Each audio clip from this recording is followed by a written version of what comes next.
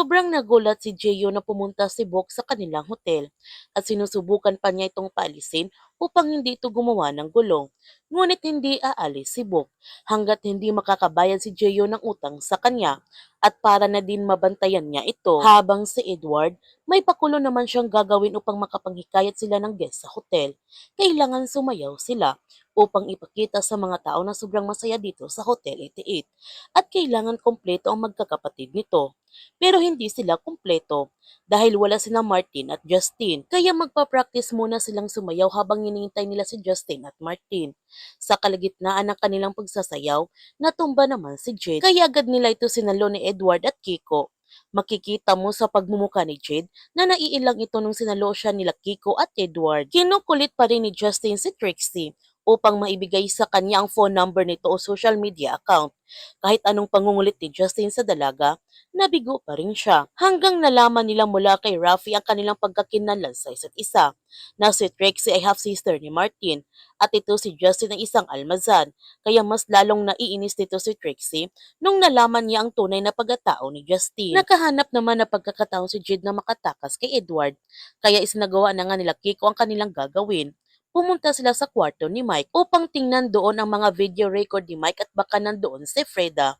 Naging emosyonal naman sina Jade at Kiko habang pinapanood nila ang video record ni Mike. At nabigo naman sila dahil wala doon sa mga video si Freda na nagpapatunay na may relasyon sila sa isa't isa ni Mike. Kaya napatanong tuloy si Kiko kay Jade kung tama pa ba ang kanilang ginagawa. Dahil wala naman ang kanyang ina sa video. Baka ibig sabihin nun, wala talaga. O baka sila lang yung nagdududa. Nagtanong naman si Jade kay Kiko na di ba binalik ng mga pulis yung phone ni Tito Mike. Ang sagot ni Kiko, oo, case closed na yon. At bakit? Ang sabi ni Jade, baka doon may makita sila o baka sa messages o kaya naman sa photo gallery. At i-check din niya sa kanyang ama. Nagtanong ulit si Kiko kay Jade, ang akala ba niya ang kanyang ina ang kanilang iniimbestigahan? Ang sagot ni Jade, na baka sakali lang may makita sila. Ibinalita naman ni Rafi kay Martin ang magandang balita na may interview ni sila bukas para sa bago niyang sekretarya. Ngunit kinansil ito ni Martin dahil hindi niya kailangan ng bagong sekretarya. Hindi na niya papalitan si Sari. Samantala, naniniwala naman ang lolo ni Sari na hindi nagpatayin sina Mike at Federico dahil kilala niya ang dalawa.